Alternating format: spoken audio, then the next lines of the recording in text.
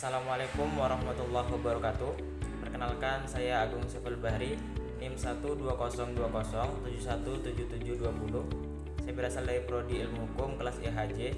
Di sini saya akan menjelaskan pada video kali ini saya akan menjelaskan tentang demokrasi dan pendidikan demokrasi.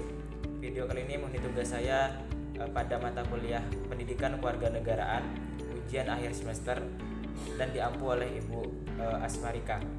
Baik, langsung saja. Pertama, saya di sini akan menjelaskan tentang pengertian demokrasi. Jadi, secara etimologi, demokrasi berasal dari bahasa Yunani, yaitu demos atau rakyat, dan kratos atau kreten, yaitu kedaulatan dan kekuasaan. Rakyat yang berdaulat yaitu berkuasa. Secara umum dapat diartikan sebagai pemerintahan rakyat atau government of the people, di mana kekuasaan tertinggi terletak di tangan rakyat, dilakukan secara langsung atau tidak langsung oleh rakyat melalui suatu proses pemilihan umum. Secara langsung, rakyat dapat memilih wakil-wakilnya yang mereka sukai dan dapat menjalankan kehendak bersama rakyat. Secara tidak langsung, rakyat memilih wakil-wakilnya dan wakil-wakilnya menyerap kembali aspirasi-aspirasi rakyat untuk diterapkan menjadi sebuah kebijakan hukum atau politik hukum. Selanjutnya, secara terminologi dijelaskan bahwa demokrasi adalah secara substansial, Abraham Lincoln mendefinisikan demokrasi adalah pemerintahan dari rakyat, oleh rakyat, dan untuk rakyat. Demokrasi merupakan media atau jalan untuk mendapatkan kekuasaan yang konstitusional atau sah. Tidak jarang pula demokrasi dijadikan propaganda bagi yang berkuasa untuk mempertahankan kekuasaan dengan cara mendapatkan simpati rakyat. Sebenarnya hakikat demokrasi adalah sarana penyaluran hak-hak untuk melakukan perubahan secara revolusi. Dalam demokrasi, pengakuan hak secara konstitusional diakui dan dapat diketengahkan dengan harapan agar dapat dilaksanakan. Demokrasi menjadi ciri khas dari negara hukum modern, di mana hak-hak individu, kelompok, dan umum diakui oleh negara sesuai aturan yang berlaku, yang lazim disebut dengan restat demokrasi. Sejarah demokrasi mencatat bahwa pengakuan prinsip demokrasi dalam sebuah negara hukum merupakan suatu kehendak yang menginginkan kebebasan atau freedom. Akan tetapi, kebebasan dan demokrasi bukanlah dua hal yang sama, karena demokrasi merupakan kumpulan ide atau prinsip kebebasan yang mengandung makna proses praktik atau prosedur praktik untuk mencapai kebebasan. Istilah prosedur atau proses mengandung makna suatu metode atau cara yang sah mencapai kebebasan, di mana sebuah cara yang sah tersebut merupakan bentuk hakikat dari istilah hukum. Dalam hal ini, demokrasi menjadi institusi kebebasan. Pemerintah yang demokratis atau tidak demokratis maka dapat diukur dengan apakah pemerintah menjalankan prinsip konstitusi, HAM, dan persamaan setiap orang di depan hukum. Selanjutnya di sini saya akan menjelaskan tentang prinsip-prinsip demokrasi.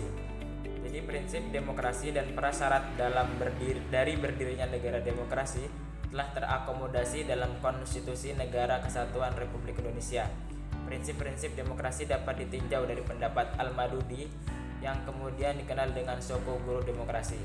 Menurutnya, prinsip-prinsip demokrasi adalah: yang pertama, kedaulatan rakyat; yang kedua, pemerintahan berdasarkan persetujuan dari yang diperintah; yang ketiga, kekuasaan mayoritas; yang keempat, hak-hak minoritas; yang kelima, jaminan hak asasi manusia; yang keenam, pemilihan yang bebas, jujur, dan adil; yang ketujuh, persamaan di depan hukum; yang kedelapan, proses hukum yang wajar; yang kesembilan, pembatasan pemerintah secara konstitusional; yang kesepuluh, pluralisme sosial, ekonomi, dan politik; yang ke-11, nilai-nilai toleransi, pragmatisme, kerjasama, dan mufakat.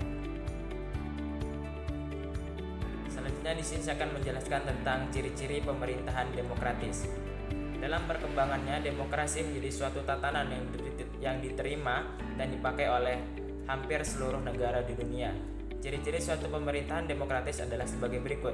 Yang pertama, ada keterlibatan warga negara atau rakyat dalam pengambilan keputusan politik, baik langsung maupun tidak langsung atau perwakilan. Yang kedua, adanya pengakuan, penghargaan, dan perlindungan terhadap hak-hak asasi rakyat atau warga negara. Yang ketiga, adanya persamaan hak bagi seluruh warga negara dalam segala bidang. Yang keempat, adanya lembaga peradilan dan kekuasaan kehakiman yang independen sebagai alat penegakan hukum.